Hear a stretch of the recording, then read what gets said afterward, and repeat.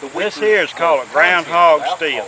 Back in the old days, they would bury these things in the ground to conceal them. This one here is raised a little bit higher so that for show purposes, but normally this top would be all the way down to grade level where they could just cover over brush top. Now what you would do, you're going to make liquor. You come into a swamp like this, or a nice branch, find a good high bank to bury it in. This is the cooking pot. What you would do, all this would be removed. You just have this pot in the ground. You put all your ingredients in this pot. This particular steel here is called a 3-sack. And the reason it's called a 3-sack because back in the old days, sugar come in 100-pound sacks. This one here, this steel here would hold 3 sacks, so they named it a 3-sack steel. What they would do is put 300 pounds of sugar in this pot, and they would fill it up with water and put about 25 pounds of wheat bran and about 1/4 pound of dry active yeast. What that would do would start a fermentation process. As it fermented, that wheat bran would rise to the top and form a cap on top. That cap, the sole purpose of that cap was to keep the heat down in the steel so it couldn't escape through this hole up in the top. After about 3 days, the fermentation process is over. That's when you get ready to run it. At that point, you have what we call steel beer. You could actually drink the beer right out of that pot. It would be a beer. But what you want to do to make moonshine, you want to extract the alcohol out of the beer.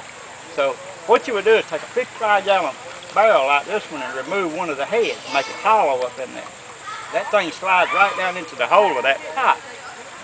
You put your steam pipes on, your doubler, then you got another pipe that comes over here and comes down to the condenser, which is called a radiator worm on this one here. Once you started boiling this, what you want to do is get the steam to rise. The pressure will push the steam up and push it through the pipes over into this doubler barrel. The reason that doubler barrel is there is just in case you overheat, you don't want any of the mash to make its way down into the radiator.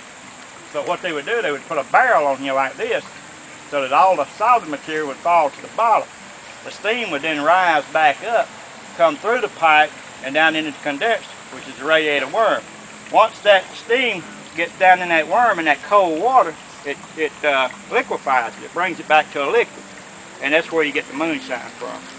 At that point, you would have a 5-gallon bucket under the spout.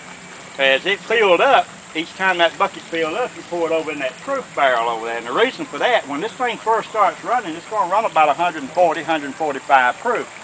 That's a little bit too strong to drink. So what they would do is put another bucket under there. The next bucket might be 120 proof. They would pour it in, mix it in with 145. The next bucket might be 110 proof. And they just kept taking from here, adding to there until they got the desired proof they wanted in that barrel up there. Once you get the desired proof, then the process is over. All you have to do then is just tin your liquor up and tote it out. And then after the next day, come back in, re-sweeten it, set it back up, and about 4 days later, you're ready to go again. You actually, in another day, did this yourself? Yes, sir. As a matter of fact, I'm the youngest man in Fayette County that was ever locked up for moonshine. That was 42 years ago. I was 14 years old.